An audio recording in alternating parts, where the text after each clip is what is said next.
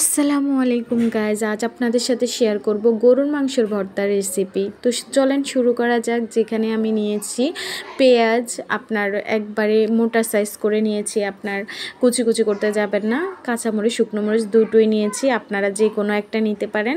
এখানে নিয়েছি হচ্ছে চিলা রসুন আর হচ্ছে সোজা সহ নিয়েছি, আপনারা যে কোনোভাবে নিতে পারেন। আদা নিয়েছি 4 টুকরো, গরুর মাংস নিয়েছি কারণ 3 টুকরো পর্যন্ত ভাইরাল, তাই আমি নিয়েছি 4 টুকরো। এগুলোকে আপনারা চাকু দিয়েও একদম কুচি কুচি করে নিতে পারেন, পাটায়ও থেতলে নিতে পারেন। তো আমি পাটায় থেতলে নিচ্ছি। আর পিওর মাংস নেবেন, যেটা হচ্ছে পিওর মাংসগুলো থেতলেতে খুবই কম সময় লাগে, কিন্তু রাবারের মতো যেটা আপনার তেলের ওইগুলো থেতলেতে খুবই কষ্ট হয়, যেটা আমি ফিল করছি। আর হচ্ছে যেটা আমার চাকুটাও ধরতেছে না এমন অবস্থা মাংসগুলো। তো যাই হোক, তারপরও আমি চেষ্টা করার পর সাকসেস হয়েছে। আমি ভালোভাবে থেতলে নিয়েছি, আপনারাও তাই করবেন। তো থেতলে নেওয়ার পরে দেখেন আমি রান্না বসিয়ে দিয়েছি, আমি চলে আসছি রান্নাঘরে। তো এখানে আমি এখন সবগুলোকে অ্যাডজাস্ট করে এখানে হলুদের গুঁড়ো, লবণ এগুলো দিয়ে দেব, লবণ দেব স্বাদ মতো।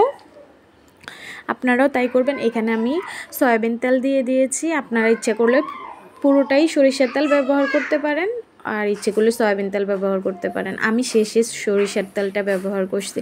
এখানে আমি দিয়ে দেব হচ্ছে আপনার কালো জিরা, যেটা আপনার শরীরের জন্য ভালো, অনেক রোগের উপকার হয়, প্লাস আপনার এই ভর্তাটাকে 100 গুণ স্বাদ করে তোলে এই কালো জিরাটা।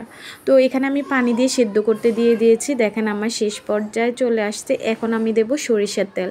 সরিষার তেল দিয়ে আরও কিছুক্ষণ ভাজবো, ভাজা তারপর উঠিয়ে আমি এটা শিলপাটায় বাটবো। আপনারা ইচ্ছে করলে এটা ব্লান্ডার করতে পারেন, অনেকেই বেশিরভাগ মানুষে ব্লান্ডার করে নিয়েছে, আমি এটা শিলপাটাই বেটে নিয়ে দেখাচ্ছি আপনাদেরকে। দেখেন, তো আপনারা আপনাদের ইচ্ছে মতো যে কোনো কিছুই করতে পারেন। এখানে হচ্ছে যেটা এই রেসিপিটা ভাইরাল, আসলে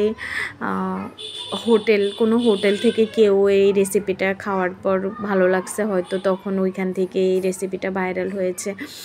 তো এখন পর্যন্ত যারা আমার চ্যানেলটি সাবস্ক্রাইব করেন, অবশ্যই সাবস্ক্রাইব করে দেবেন। আপনাদের সাপোর্টটাই আমাদের খুব প্রয়োজন। আপনারা সাপোর্ট করলে আমরা অনেক দূরে এগিয়ে যেতে পারবো। আর আমার ভিডিওগুলো ভালো লাগলে অবশ্যই একটা হলেও কমেন্ট করবেন। তো কথা বলতে বলতে আমার শেষ পর্যায়ে চলে আসতে দেখেন, এগুলোকে আমি গোল গোল করে নিয়েছি। আর যেহেতু এটা হোটেল থেকে এই রেসিপিটা ভাইরাল, সেই জন্য হোটেল স্টাইলের গোল গোল করছে সবাই, তাই আমি কেন করব না, তাই আমিও করে নিচ্ছি। তো দেখেন, কথা বলতে বলতে চলে আসলাম শেষ পর্যায়ে। অবশ্যই সাবস্ক্রাইব করতে ভুলবেন না। আজ এই পর্যন্ত, কি ভালো থাকবেন সবাই, আল্লাহ হাফেজ।